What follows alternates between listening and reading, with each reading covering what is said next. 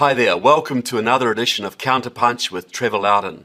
The show exposes the unfolding world communist revolution. Please like the show, share us around and subscribe on EpokhTV.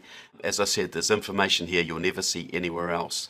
Well, today I'm going to talk about how communism is actually implemented. And most communist programs are implemented by non-communist governments. That's the reality. So how do they do this? How do small groups of communists actually impact policy on a national basis? Well, I'll give you an example for a start from New Zealand, then a couple of examples from the United States. Now, back in the 1980s, New Zealand had a pro-Soviet communist party called the Socialist Unity Party. At its peak, it was about 400 to 500 members strong in a country of about 3.5 million at the time. So you think, well, how could they possibly ever do anything? Well, this is how they did it. Back at the time, we were in the Cold War. The Soviet Union was aiming for world domination, as I believe Russia is today. And they wanted to militarily conquer Europe, but they had a problem. NATO, the North Atlantic Treaty Organization, which is established by the free countries of Europe in alliance with the United States and Canada, to basically stand against the Soviet aggression. So while the communists had taken over all of Eastern Europe after World War II, they were blocked from conquering all of Europe by this strong military alliance. And Reagan was strong, and Thatcher was strong. The Pope was also standing against communism. Let us be aware that while they preach the supremacy of the state, declare its omnipotence over individual man, and predict its eventual domination of all peoples on the earth, they are the focus of evil in the modern world. The Soviets were blocked, but the Soviets are chess players, and they believe that if you can't take out the king one way, you use your pawns elsewhere to take out the king. So they turned to New Zealand. New Zealand's a tiny country, but it's part of the Western Alliance. It is the weakest member of the Western Alliance, and the communists were strongest there. They controlled the labour unions, they had heavily infiltrated the New Zealand Labour Party, and they controlled the New Zealand peace movement. So this is what they did. In 1984, they took a small delegation of New Zealand communists to Moscow to train at Lenin's Institute for Higher Learning. This was Jim Brown, this was Peter Devlin, this was Alan Weir, and John van der Ven, a New Zealander of Dutch extraction. Well, John van der Ven was actually a secret agent of the New Zealand Security Intelligence Service. And I spent a lot of time in subsequent years interviewing this man and learning and picking his brains on how communism actually works. So they're at this big institute, 3,500 communists training from all over the world. They all learned Russian history, they all learned Russian language to some degree, they learned racial agitation, labor union agitation, everything they needed to be communist revolutionaries. Some of them were even trained in sabotage techniques, bomb making, etc. But anyway, so they were there, and the Soviets had a lot of experts there on New Zealand. They had about 16 people dedicated to New Zealand alone. Sociologists, historians. They knew the religious history of New Zealand, the economic history, the social history. They knew the sporting culture. They knew more about New Zealand than most New Zealanders would dream of knowing. They were experts, and they knew New Zealand psychology. They knew that New Zealand was very strongly pro-American. They'd been saved by American troops in World War II from Japanese invasion. They knew it wasn't going to be easy to get New Zealand turning against America. So this would have to be a campaign to bring New Zealand out of the Australia, New Zealand, United States Military Alliance, ANZUS. This couldn't be an anti-American campaign. This had to be a pro-New Zealand campaign to really play on New Zealanders' idea that we punch above our weight on the world stage, and that we have some moral authority in the world. So the campaign was, the slogans were invented. This is New Zealand standing against the nuclear arms race. New Zealand is standing up for peace. New Zealand is striking an independent foreign policy course. So these four people went back to New Zealand. They held secret meetings with the peace movement, which they controlled, the unions, which they controlled, and the Labour Party, which they had heavily penetrated right to the top levels. Even David Lange, the Prime Minister after 1984, I believe, was in their pocket. So they mounted this campaign with the unions and the peace movement and the left-wing elements of the Labour Party. And when Labour was elected to government in late 1984, they set about banning US nuclear warships from our harbours. And they played it. You know, this is New Zealand standing against the nuclear arms race. This is Kiwi standing for peace. And a lot of New Zealanders bought it. Enough that they could pass the legislation. And they actually did that, and New Zealand was no longer a member of ANZUS, no longer in the nuclear alliance. And even today, most New Zealanders think that was an achievement. They think that was something that we did.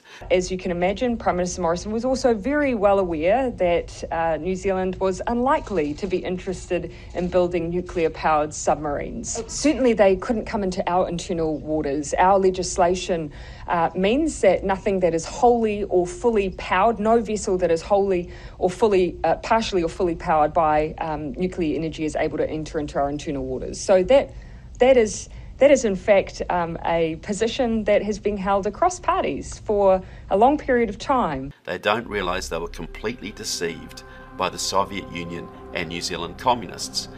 Unfortunately, Reagan and Thatcher didn't buckle. NATO remained. Even after the Soviets staged their big strategic retreat in the late 90s, the so-called collapse of communism, NATO remained and even expanded, as it should have done.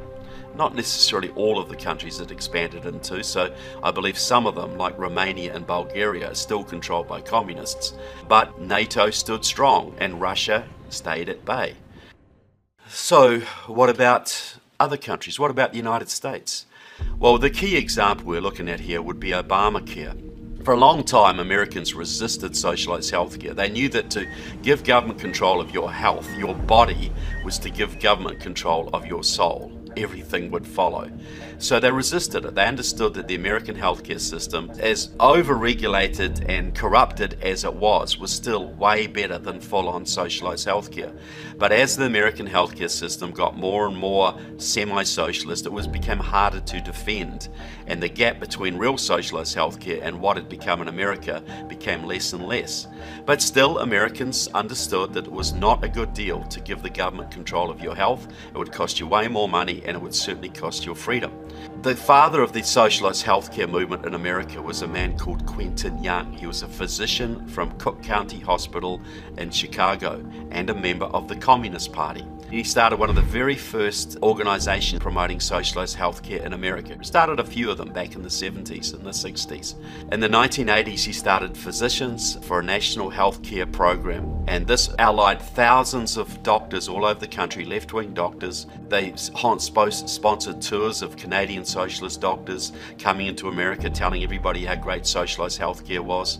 By this time, Quentin Young had quit the Communist Party and joined Democratic Socialists of America. And in 1994, Democratic Socialists of America made socialized healthcare their #1 goal. Now, Democratic Socialists of America had started with Bernie Sanders the Congressional Progressive Caucus. This started out as 6 or 7 left-wing congressmen. Now it is about 90, and it is the communist transmission belt for socialist ideas into the Democratic Party.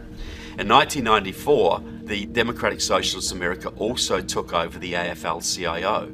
America was unique in the Western world that the labor movement was not controlled by communists.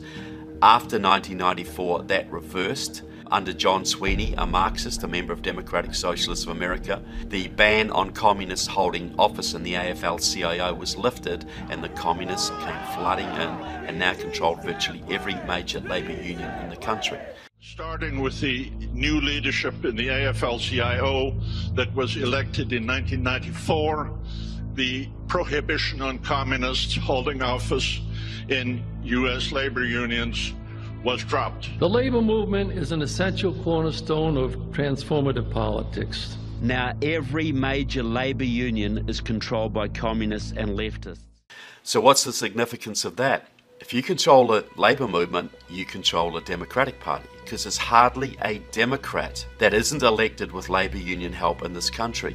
That's why the Democrats have gone so far left since the 1990s, because the DSA and the Communist Party took over the labor unions and started to dictate policy to the Democrats.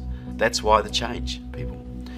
And so Quentin Young was busy promoting socialized healthcare. He got it basically become part of the policy of the Congressional Progressive Caucus, mainly pushed by John Conyers of Michigan, who was also though a Democrat, a member of Democratic Socialists of America, and other Marxist Democrats like Jan Schakowsky of Illinois, another longtime member of Democratic Socialists of America, and their allies. They started to build pressure inside the Democratic Party to go socialize healthcare.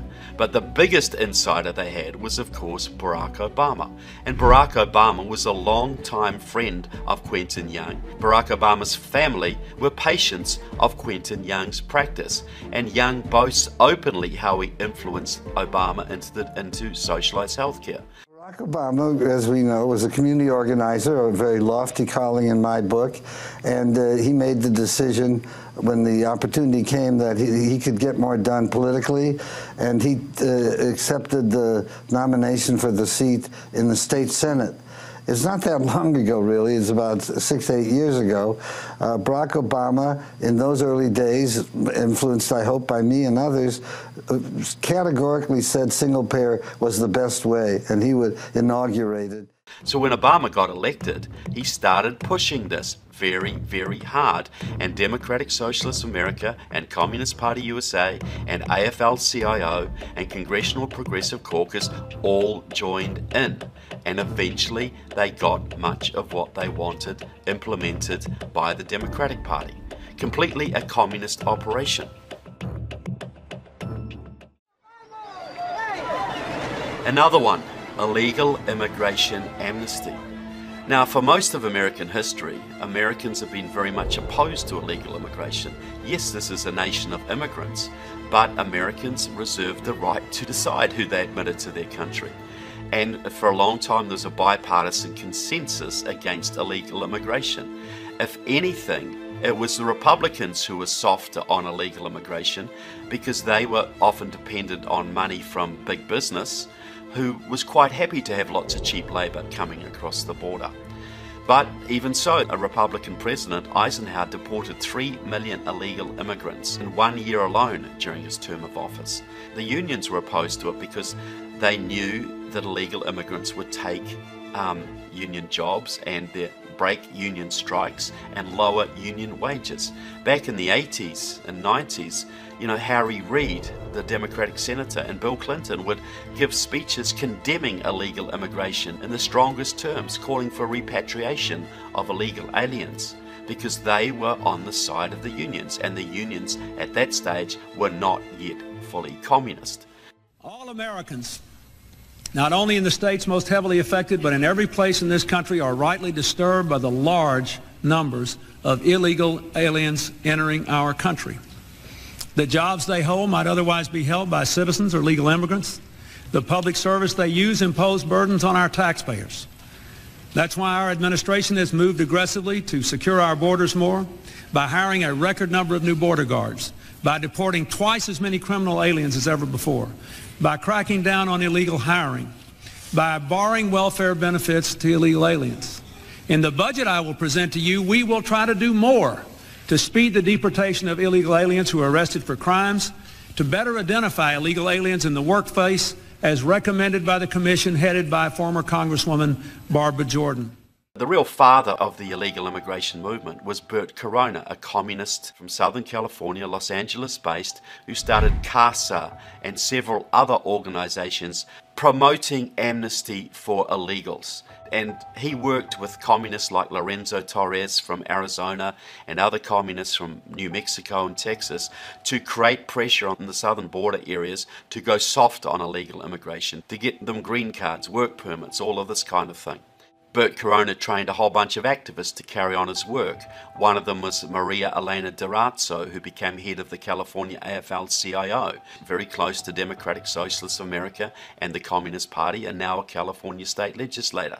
She did a lot of work pushing the California Democratic Party in the direction of amnesty and sanctuary cities and that kind of thing.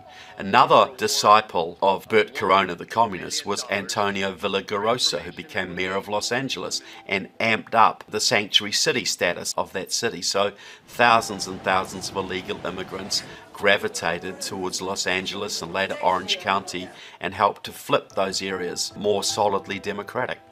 By the time the 80s and 90s had rolled around and the communists took over the AFL-CIO, the unions were still anti-illegal immigrant. You know, Cesar Chavez, the darling of many of the Latino communist activists today, was militantly opposed to illegal aliens. He had people out in the fields turning people into the INS.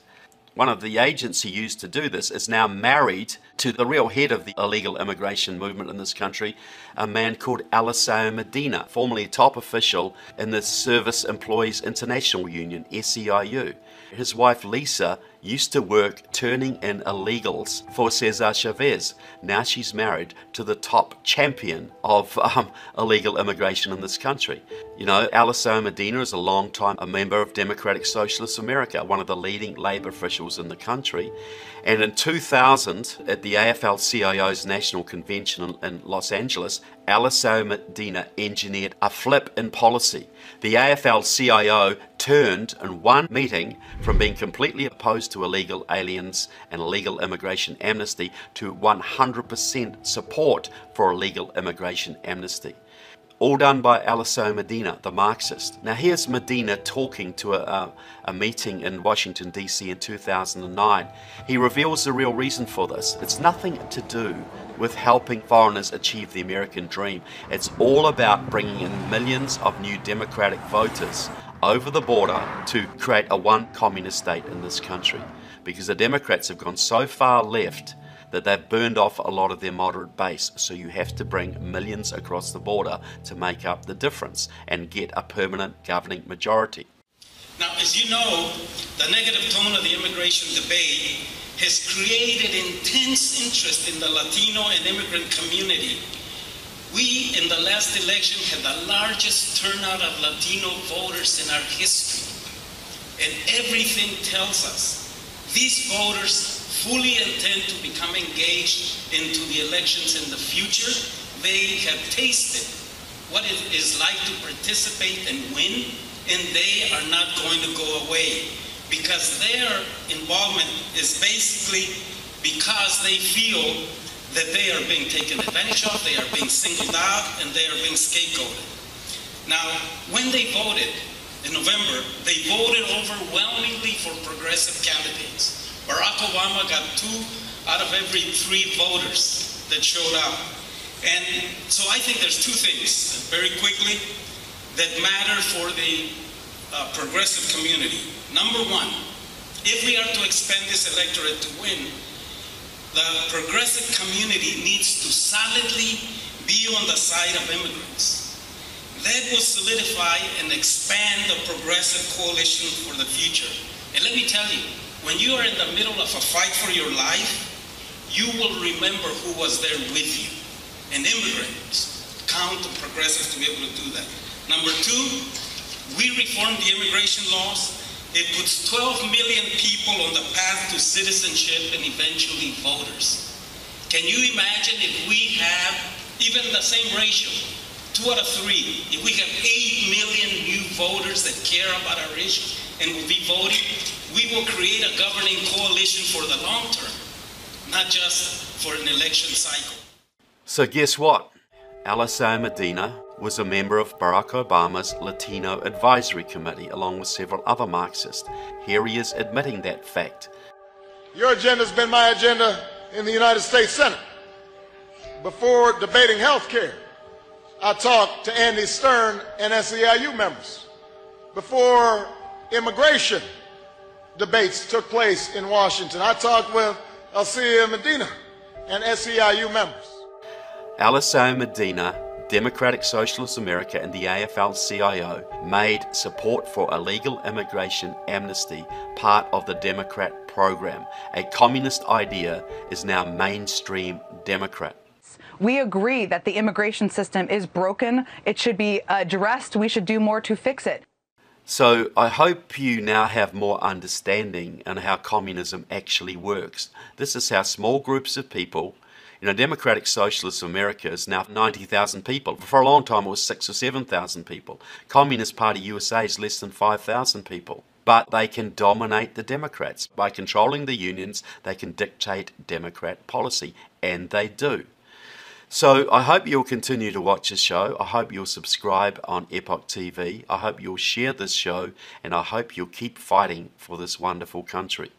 So God bless America and God bless every one of you. Thank you so much.